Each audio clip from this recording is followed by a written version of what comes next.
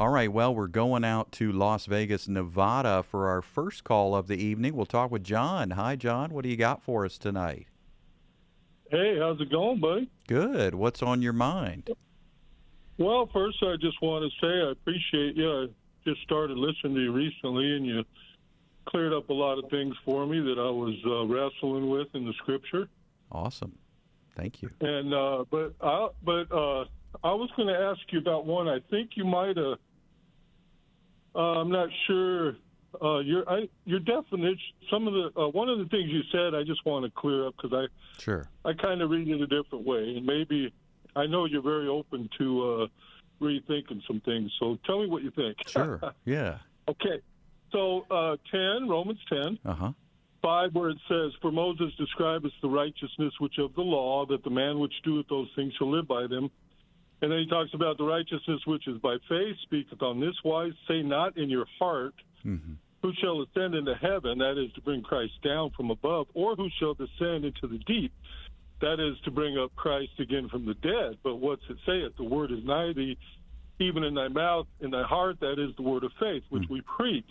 Mm-hmm. So I've always taken that as, because if you look in the Old Testament where he pulls that from, Right. that same verbiage is making a decision. When you go to, they're making a decision, choose life or death. Yeah. And here you're like making a decision to call on the name of the Lord. Mm-hmm. So isn't that just saying, hey, it's in your, you could call on the name of the Lord from inside, we don't have to bring him back down from heaven or back, and have him, see him or have him crucified again or anything like that. We just got to believe them. We got to believe the message. Yeah, I hear what you're saying, so I don't disagree with the bottom line of where you're headed with that, John, and I certainly appreciate your insight and your question about this. So I think it's a mixed bag. I think it's a little bit of what you're saying and a little bit of what I've said in the past. And what do I mean by that? Well, I'll be very clear about it. First, when he says that is to bring Christ down, or that is to bring Christ up from the dead, he's talking about insulting Christ.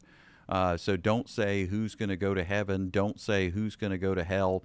Don't run around with a clipboard predicting people's salvation, because that is to insult Jesus.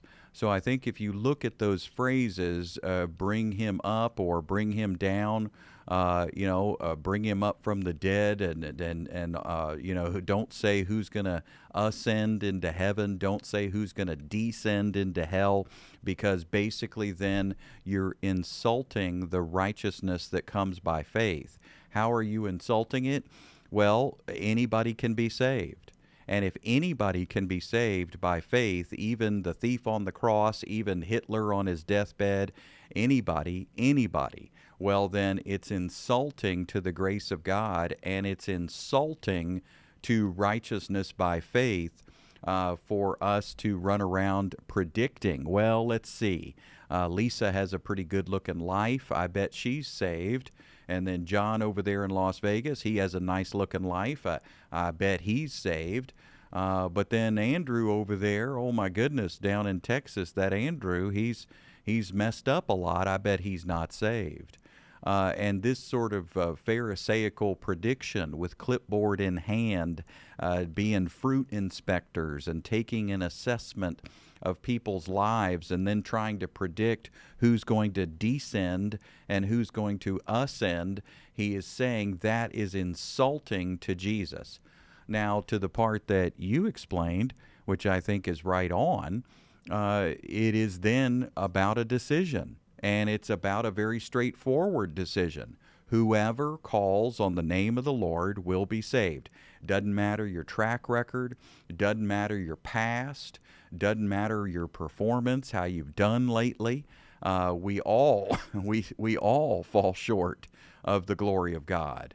So it should be no shocker that everybody needs a free gift, and everybody has access to this free gift.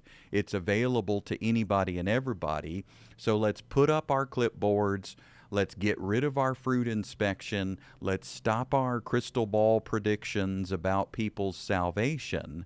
And let's recognize that it is, as you said, a decision of faith. where we respond to the gospel, and that response is available to anybody and everybody. So I hope that helps with Romans 10. Thanks for your question and your comment tonight, John. Love that you're listening, and please call us back anytime.